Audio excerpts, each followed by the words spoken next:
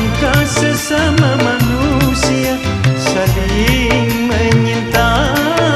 Kau umpama air, aku bagai minyaknya, bagaikan Kais dan Laila yang dimabuk cinta. Engkau orang